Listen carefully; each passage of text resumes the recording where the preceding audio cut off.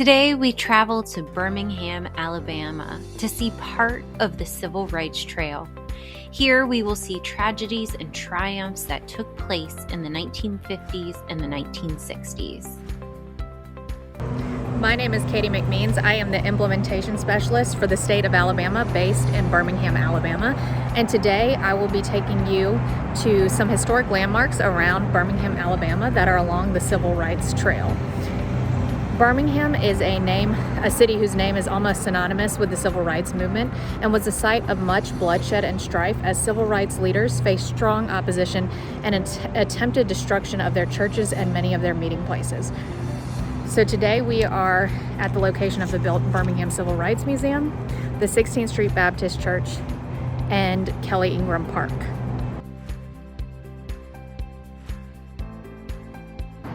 We are now at the 16th Street Baptist Church, which is still an active church in the Birmingham community today, in spite of its tragic past. During the Civil Rights Movement, the church served as a meeting place for the organization of marches and other civil rights activities.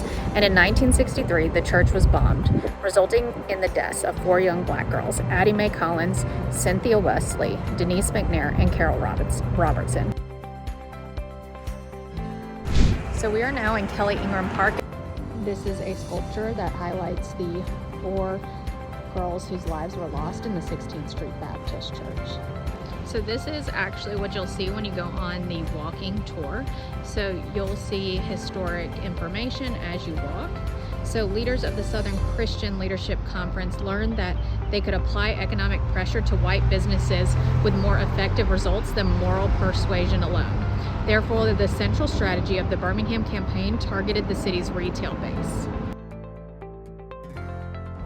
So this says, "Don't tread on me," May 1963. A female protester remains defiant as police drag her away for a demonstration in Birmingham's nearby retail district. Activists in Birmingham, led for 7 years by Reverend Frederick Shuttlesworth before the 1963 Birmingham campaign, put their lives on the line to rebel against the city's unjust and unconstitutional segregation laws. The next sculpture we'll see highlights the Children's Crusade, which occurred on May 2nd, 1963, where more than 1,000 students skipped school and marched on downtown, gathering at the 16th Street Baptist Church. Bull Connor responded by jailing more than 600 children that day.